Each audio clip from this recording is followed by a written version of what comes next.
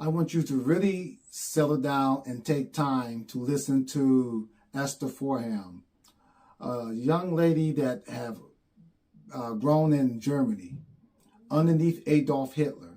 And she gave her testimony of what she experienced under Adolf Hitler, not only her, but the whole black culture. And it's very, very surprising and impressing as far as what she have said. Because if you listen to Adolf Hitler, according to the American way, or the America way, he's a monster towards all civilization. But no, he only targeted the European Jews. And the black people, they live a normal life. They were not second-class citizens. They were ignored by the Nazi. They would pass a black person to get a European Jew. Whereas in America, you can imagine, yes, 1941 to 1945, during the great reign of Adolf Hitler, we was under Roosevelt. We were trying to avoid lynching. We were in a segregated nation. We couldn't drink from the same water fountain. We couldn't eat beside our supposedly European brothers. Why? Because the law emphasized that we were 3/5 of a man. 3/5, which means, what's the other part? Animals.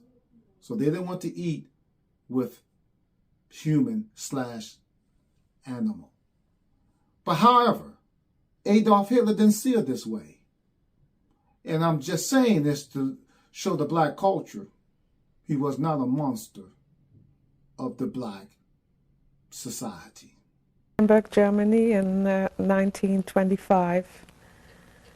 And I also have a sister who was born 5 years earlier.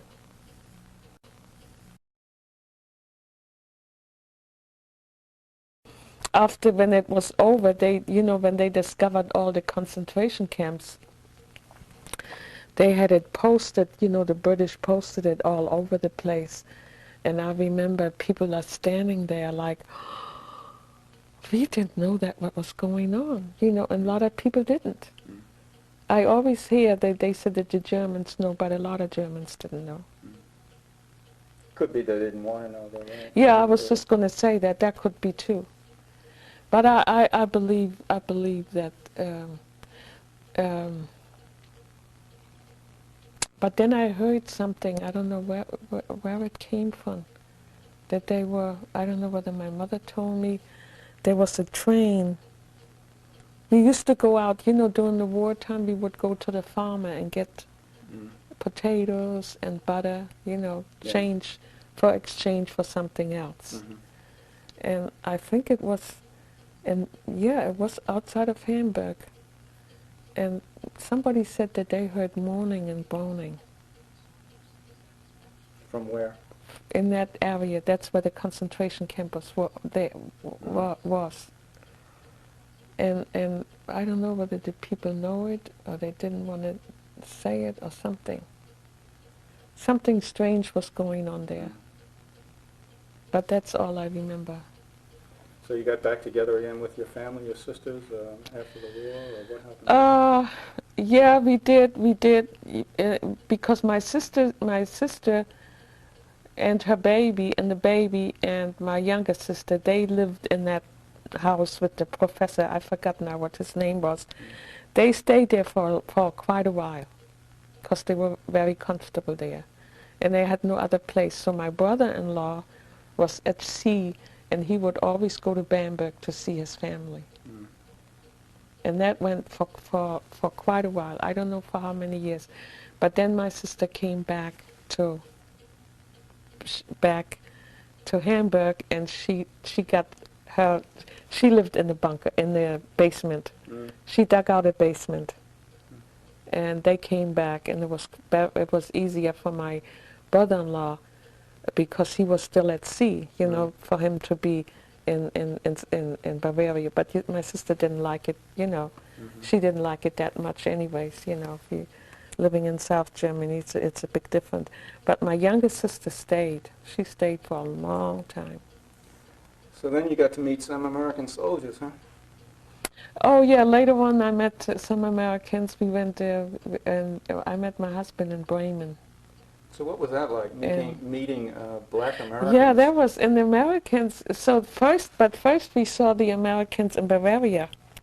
So how did you date a number of Americans, or how did that come about? I mean, what was that like? What was your like you meeting American black Oh soldiers? yeah, they or- were the Americans. They were so overjoyed that when they saw blacks, they didn't know that they were blacks in Germany. And we would walk in the street, and they said, oh, and they would stop, and they said, oh my goodness, are there more blacks around? They said, we don't, and then they were, how did you survive? And didn't Hitler kill you? And it was really interesting to see their reactions, And someone would say, oh, they would just laugh and yeah, and what can I bring you? And they would go to the PX and bring all kinds of stuff and You were able to speak English, though. yeah, right, yeah. I speak, well, not as well, but I had English for a long time. But I bet you they thought you had a real cute accent. Geez. They were really, it was really for them, they just didn't, they just couldn't believe, that they were blacks in Germany. In France they had seen a lot, I think, yeah. But you did end up dating at least one soldier. Yeah, one or two. And then I one day, and we went to, oh, that was because this black lady, Tante Henny, I don't know why we went there. And that's where I met my husband. Somehow he was in the ammunition. He was with the ammunition depot. I see. Yeah. And what was his name and what was his rank? He was sergeant first class. Yeah. What was his name? And William Fordham. I see. Yeah. And so, what did you guys do on a date? Oh, we just went dancing. They had dancing out in different places. Would that be Like dancing in was the- supplied by the Yeah, armed forces or by right. the German people? No. That was on the supplied by the Americans. USO or something? Yeah, it was there. But then they also had a place where the Germans. I remember one time I went. That's when I went. That's when I met him the first time. He was going with the blonde girl. And she's very pretty. She was real blonde. German? A German girl, yeah, right. I think he always wanted to marry her. Mm-hmm. He did. He was very much in love with her. And I have her picture there someplace.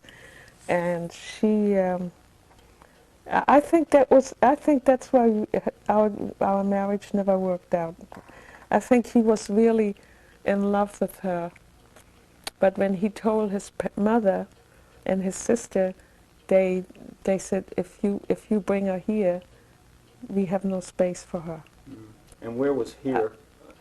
To Pennsylvania. See, his sister lived in Pennsylvania. His mother lived in North Carolina. But that's one thing I could never understand, how they, now I'm beginning to understand it, but at that time I couldn't understand why they had so much hatred against white people. I could never understand that. But, as I go now, that it took many, many years for me to realize that. But I'm not a person who, I could never, hate anybody. No matter what race they are and no matter what they have done. But maybe these people, they have really suffered. And my mother-in-law used to tell me how they suffered, and what they had to experience. And my sister-in-law in Pennsylvania, where I stayed, in Chester, Pennsylvania, she was even more so.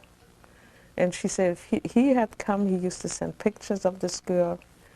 And so she said, she said she told him, and she said, if you bring her here, I have no room for her. Mm.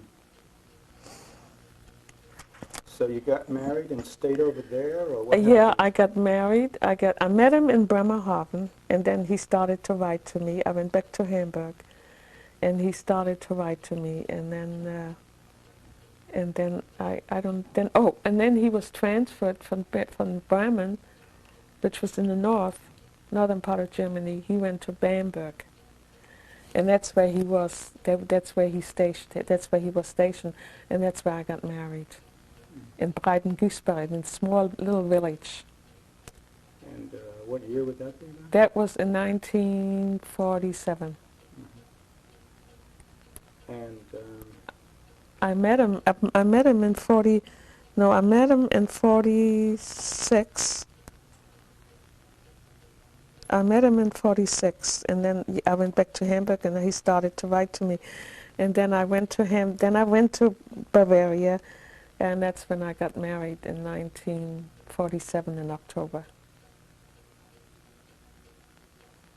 and how long did you stay over there? And you had Oh, we one stayed a year. I had and then my daughter was born, and then right after she was born, we went to the States. The same year. Right. We lived we had a very nice apartment in Breiten-Güsbach. It was right on the road. It was a lovely place. And we fixed it all up, and he was always like, he bought nice furniture, and I even had a maid. He wanted me to have a maid, so I had a girl coming in, and she made lovely curtains for the apartment, and always telling me, and they were blue. She's always telling me I was going to have a boy. So, she came and cooked and everything. Wasn't really, but he, in those days. And so then came time for me to go to the hospital. They kept me in the hospital for 10 days already because I was overweight and I had high blood pressure and everything else. So I stayed in the hospital for 10 days before my daughter was born, and then when she was born, I never realized how I was in the room all by myself. And it was it wasn't like it was a big room. like a ward, Yeah, it was a lot of beds. maternity ward. Yeah. And you had it all to yourself. I had it all to myself. Mm. And I didn't know, I didn't realize. I had no idea. When did you realize? Until much later. Until much later. And what did you realize then? That that there was this separation with the blacks, and whites. In the army. In the army, right. I knew they were separated. Everywhere you went, the blacks would say, yeah, they are the whites and we are the blacks and blah blah blah. And sometimes they got in. They didn't get into too many fights, but So this going into the hospital, I didn't. It never dawned on me. But this was your first taste of prejudice or segregation. Yeah, but I didn't realize it. I didn't realize it. Welcome to America. Yeah.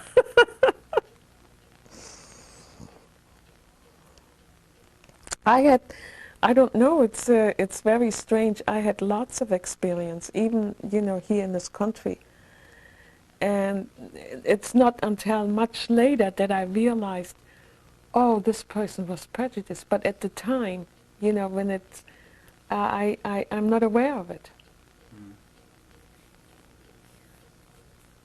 So, well, maybe my daughter always said maybe that's what made you survive. Mm. Because I never really, I was really not, I don't know how you would say it, how you can, I wasn't affected by it. Mm. I just, life goes on, and I always felt like if you don't accept me, there's nothing I can do about it. I'm not going to get mad, I'm not going to get angry, Mm. So maybe it's a good way to be, maybe not, I don't know. Mm. Well, what was it like when you came here? Oh, when I came here, And how did you feel about leaving Germany and everything? And I wasn't very conscious. I was sad when to leave Germany. and you came, But you had just a daughter when you left. yeah, I had my daughter, yeah. But at that time, my marriage was not very nice, and my brother-in-law, I remember before we left, my brother-in-law came all the way to Bamberg. He asked me if I was happy, and I didn't answer that question, and he could see on my face that, things were like they should. But so we just left it there, and we left for the United States, and so when I got here, we landed in Fort Hamilton. I'm sure you know what Fort Hamilton, huh? In Brooklyn. Oh, yeah. That's where we landed. Mm.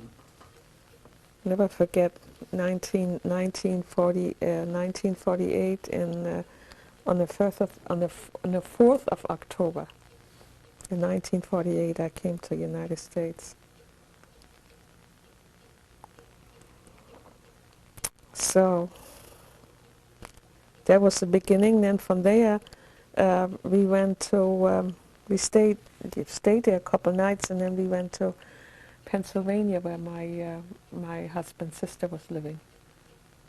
And Were you acceptable to her? yes, oh yeah, they were very nice to me. They were very nice to me. But she always made sure. She always would tell me. Now she says, if you had been right, she said, you wouldn't be in my house. Mm. And she would say that many times, Mm. And his mother told me the same thing. See, later on, I stayed with her. I went to North Carolina, where he was, from, and I stayed with her, and I was very well received. And they would always say, "Well, she's very pretty. She's very pretty." And the mother told me the same thing. And yet she got along very well with the white people.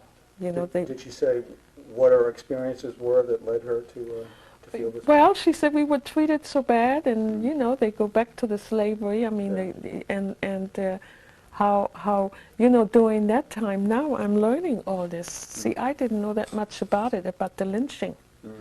And she would tell me, that now that I think about it, these things almost went over my head. I just couldn't comprehend. When she was telling me that you walk through the neighborhood and here hangs a black man. And she was telling me about all this. She had seen this stuff. Yeah. And she said that, she said, don't go, she said, well, I didn't hardly go around, but she said, don't go to the white neighborhood. That was the time when this lynching was still going on in the 40s. I'm just learning this.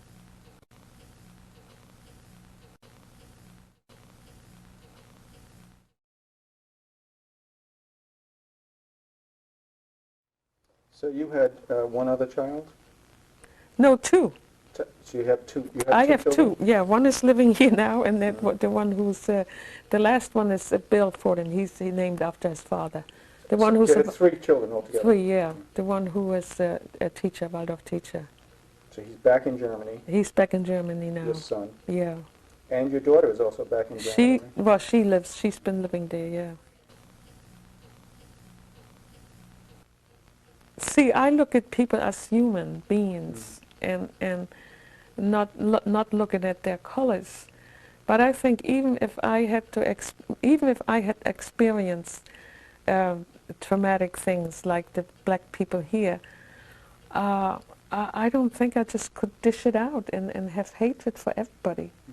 I mean, they are good people and bad people, and some people are prejudiced because they don't know any better. They haven't been exposed to blacks, so they don't know anything about it. So I don't know. Maybe that makes me different. Look at things in a different way than other people do. Well, you certainly had a unique experience. You seem to have been the one and only in many situations, or certainly one of the few. Yeah, I think so too. Even An my outsider. Yeah, even my sisters, and well, I feel, there was a time I never felt comfortable in this country for some reason. It wasn't only because of my marriage. So maybe it could have been that things were different. Um, but for some reason, I never felt comfortable here. And it was in the 70s, I remember, when I was working, I just wanted to go back to Germany so badly. And then, as the more I studied anthroposophy and came into, came to find my own self, I began to realize that there's a reason for it, that I'm here. It's not by chance, and then I really, I've coming to terms with it, and accepted the fact, and then I just took it from there. But I can never say that I really was happy here, but I know, just felt like I'm here, for a reason, and I brought up 3 children here, and that was my karma. So from then on, it was easier, it was easier. I didn't have this grudge, always saying, oh, why did I have to come here? I wish I wasn't here, And I know it was in the 70s. And because I couldn't really, I had to understand, many things. I guess I had to grow up, I had to get older to really realize. But I wouldn't want to miss this, experience. I still feel I'm very rich. I have, the experience I have had by coming to this country and what I have learned has only, make me a strong person.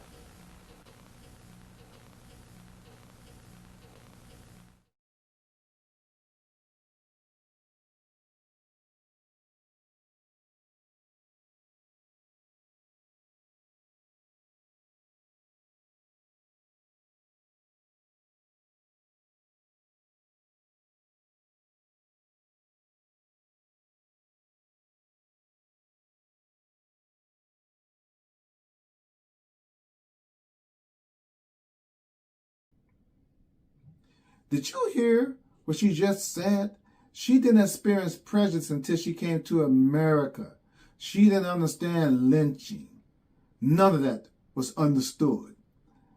But when she came here, she realized that there was segregation. It was difficult for her to be biased and prejudiced towards the European, because in Germany, including the Nazis and their family, they treated them well. So can you imagine that this monster in Germany had more respect for the black people in society? Of course, they are trying to get rid of black history in the schools, particularly Arkansas, no surprise. So I will not teach black history. I'm teaching white history and what they did to black people. And furthermore, Adolf Hitler, we were more safe under Adolf Hitler than we were in this nation. The swastika, that sign, it targeted those who were circumcised, whether you're European or not. He knew the black people were circumcised. We were Hebrews. So he didn't target just Hebrews, but European Hebrews. He left us alone. As usual, be careful out there and be safe.